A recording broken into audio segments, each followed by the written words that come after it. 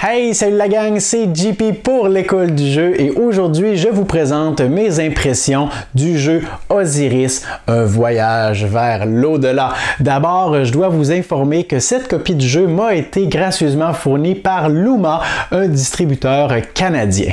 Et je dois vous dire également que si vous êtes ici, c'est probablement parce que vous avez visionné la vidéo que j'ai faite au sujet des règles du jeu de base. Si ce n'est pas déjà fait, je vous encourage fortement à aller visionner cette vidéo parce que dans cette critique, je vais faire allusion et référence à des éléments de jeu et c'est possible que vous ne compreniez pas toutes ces allusions si vous n'avez aucune idée de comment se joue le jeu de base. Alors une fois que vous aurez visionné cette vidéo, vous pourrez revenir écouter ce que j'ai à dire sur Osiris. On commence avec la vérité. Je dois vous dire que je n'ai pas apprécié Osiris, du moins pas le jeu de base. Je me suis rendu compte en jouant en cours de partie que j'étais rendu ailleurs dans mon appréciation des jeux de société et je me suis rendu compte que ce n'était pas un jeu qui s'adressait à moi en ce qui a trait à mes goûts, à mes préférences. Par contre, je peux lui trouver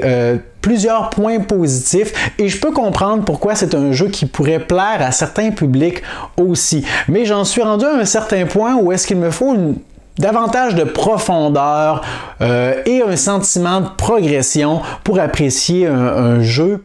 Peut-être que vous allez dire que je suis trop difficile. Possiblement, c'est possible, mais c'est mes goûts personnels. Donc, Osiris, le jeu de base, m'a vraiment déçu. Par contre, je vais vous parler des modules qu'on peut ajouter au jeu de base dans quelques instants. Mais on commence par les points positifs. D'abord, le jeu est magnifique en ce qui a trait à sa présentation sur la table. C'est un jeu qui est très tape à l'œil. C'est coloré, autant le plateau que les monuments qu'on va venir y apposer, les ouvriers qu'on va venir déplacer, les chameaux. La qualité de production de ce jeu-là est magnifique. Les petits imprimés aussi sur les différents éléments de bois. Attendez un petit peu, je vais vous montrer ça. Le thermoformage de la boîte qui permet de tout ranger à sa place, de garder ça bien en place également une fois que la boîte est fermée. Alors vraiment du bon travail à ce niveau-là. Même chose même pour les règles qui sont très bien écrites. Au départ, je me disais, bon, c'est un jeu qui est simple, 12 pages de règles, on dirait que c'est un peu beaucoup pour un jeu de cette simplicité-là, mais c'est surtout parce que le jeu est bien illustré. Le livret de règles est bien illustré, on a beaucoup d'exemples pour appuyer tout simplement les règles. On a divisé ça de façon à ce que ce soit clair. On ne se cherche pas dans le livret de règles. On peut s'y référer facilement. Et d'ailleurs, puisque si ce n'était pas assez simple, on a fait une petite foire aux questions ici, une fac avec les questions fréquentes qu'il serait possible de se poser en jouant, mais je ne m'y suis jamais vraiment référé parce que les premières pages de règles sont assez claires. On a un résumé des actions à l'endos et vraiment chapeau pour la qualité de production, pour la qualité des règles aussi. Je n'ai rien à redire à ce niveau-là. Par contre, côté expérience de jeu, j'ai eu l'impression en jouant au jeu de base qu'on faisait toujours la même chose. Quand j'ai lu les règles, je me suis dit wow, 10 actions possibles, c'est pas du tout le jeu léger auquel je m'attendais parce que habituellement dans un jeu, lorsqu'on dit qu'il y a 10 actions, c'est que chaque action a des répercussions et plein de sous-directions qui s'offrent suite à la réalisation de celle-ci.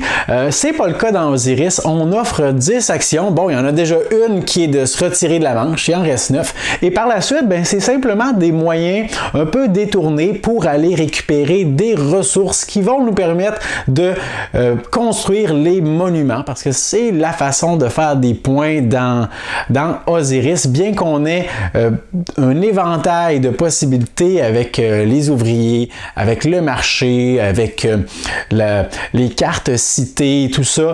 Le focus central, c'est de récupérer des ressources, de planifier notre construction et d'avoir un emplacement disponible pour le placer sur le plateau. Et tout le reste, ben, ça tourne autour de ça. C'est tout simplement des moyens détournés parce qu'il serait possible d'avoir un ouvrier, de le placer dans un emplacement et de récupérer des ressources, mais on pourrait également récupérer des ressources en jouant une carte citée et en n'effectuant pas l'action qui est en bas pour avoir les ressources qui sont en haut à la place, ou d'aller faire un échange commercial, ou d'aller dans une caravane. Donc vous voyez que ça revient un petit peu au même, tout ça, dans le même but.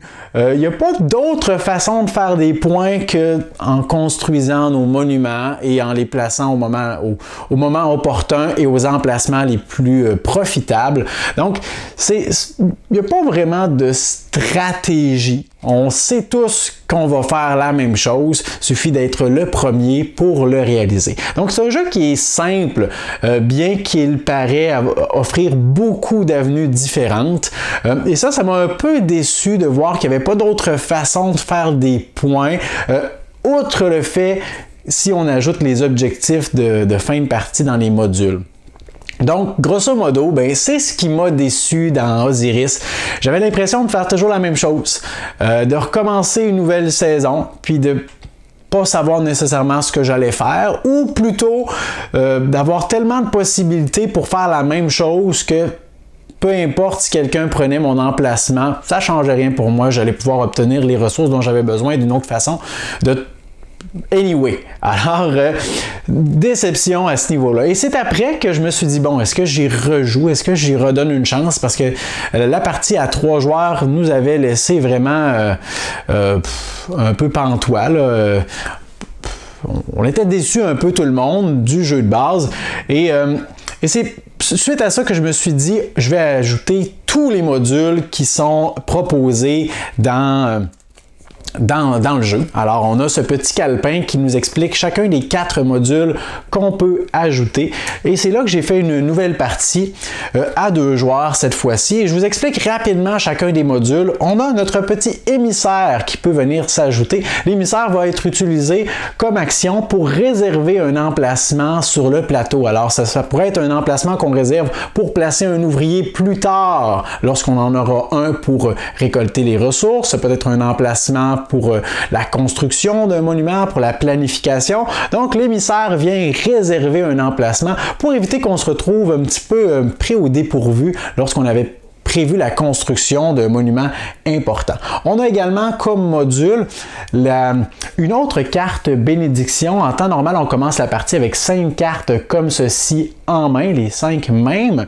Alors, si on décide d'ajouter cette carte-ci qui va nous donner la possibilité de récupérer des ressources où on construit nos obélisques sur le plateau, on doit prendre les 5 cartes de base, les mélanger, en sélectionner une au hasard sans la regarder, ça revient au même, et la mettre dans la boîte et on ajoute cette carte-ci pour la remplacer. Donc ce n'est pas nécessairement tous les joueurs qui auront les mêmes cartes en main à ce moment-là, à une carte près, mais tout le monde aura 5 cartes qu'il pourra jouer, incluant la carte rat. Donc ça change un petit peu la donne à ce niveau-là, mais ce qui est particulièrement important et intéressant surtout, je trouve, c'est les 2 modules suivants.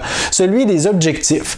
Donc en début de partie, selon le nombre de joueurs, on va récupérer un nombre de cartes objectifs, on va les consulter, on va en sélectionner une et ça devient notre objectif secret jusqu'à la fin de la partie. Ça nous donne tout simplement des zones clés. Là, ma lumière est un peu plus près ici, je ne sais pas si vous voyez bien. Des zones clés où on veut construire. Dans ce cas-ci, construisez 4 monuments sur 2 terrains briques et fermes adjacents. Et on voit ces terrains, en fait, toutes les configurations où il serait possible de construire et de réaliser l'objectif qui sont mis en évidence sur la carte. Donc ça, c'est bien fait. C'est tout de suite facile de s'y référer. Et on a donc des points de victoire qui nous sont alloués en fin de partie si on réalise cet objectif. Les points varient d'une valeur entre 3 à 5 points. Donc, c'est simplement un petit ajout là, qui vient pallier le fait que j'avais l'impression qu'il n'y avait pas d'autre façon de faire des points. Un petit ajout sympathique Et finalement, les cartes gouverneurs, même principe, on en récupère un certain nombre en début de partie, mais là, les joueurs vont devoir en choisir une qu'ils vont lire à voix haute. Cette carte-là n'est pas secrète, ils vont lire à voix haute, vont la placer devant eux et ça représente un pouvoir passif et unique, donc qui va être en vigueur pendant toute la partie. Par exemple, lorsqu'un joueur monte ou rejoint une caravane, obtenez un blé supplémentaire, peu importe ce que vous décidez d'obtenir comme récompense. Ou tout simplement, lorsque vous engagez un ouvrier sur le plateau, vous pouvez payer une pierre au lieu de payer 2 ressources de votre choix. Donc, c'est des petits bonus, des petits pouvoirs asymétriques qu'on a pour la partie. Et il y en a plusieurs de ces cartes-là. Je pense au moins, c'est écrit ici, je crois qu'il y en a une douzaine. Donc, très intéressant d'avoir ça. Donc, tout ça fait en sorte qu'une fois qu'on injecte ces 4 modules-là de façon simultanée dans le jeu, là, il y a plus de choses à prendre en considération, plus de choses qui vont se passer un peu. Les cartes gouverneurs vont nous donner une petite direction aussi en lien avec nos objectifs. Ça devient un peu plus intéressant, mais pas assez pour que je dise « wow », pas assez pour que je dise « c'est un jeu que je veux absolument garder, que je vais rejouer ». Il manque de profondeur à mon goût, malheureusement, pour ce qui est de Osiris. Mais ça, encore une fois, c'est mon appréciation personnelle, c'est selon mon expérience. Il faut dire aussi que le jeu n'a pas un très bon équilibre entre la configuration à 2 joueurs et celle à 4 joueurs. Avec les emplacements qui sont bloqués, oui, bon, ça nous restreint, mais on n'a pas une progression qui est aussi intéressante. Donc, à 2 joueurs, largement moins intéressant qu'à plus de joueurs. Alors, tout ça fait en sorte que Osiris n'est pas un jeu pour moi, mais probablement que peut-être pour vous, en fait, après avoir écouté la vidéo des règles ou peut-être même après avoir écouté ma critique, vous dites que ce sont des éléments qui ne vous dérangent pas nécessairement. C'est un jeu qui va probablement plaire à ceux qui découvrent un peu ce genre de jeu-là. Gestion de ressources, un peu de placement d'ouvriers ici et là. Alors, c'est un jeu qui peut plaire à un certain public, ça, j'en suis convaincu. Alors, n'hésitez pas à m'envoyer un pouce vers le haut sous cette vidéo parce que même si je vous présente des jeux que je n'ai pas appréciés, je veux être honnête avec vous, je veux vous dire vraiment qu'est-ce que j'ai pensé du jeu et par la suite, vous faites votre propre opinion sur ceux-ci. N'hésitez pas également à vous abonner à notre chaîne si ce n'est pas déjà fait. Et moi, je vous dis merci pour votre écoute. À la prochaine.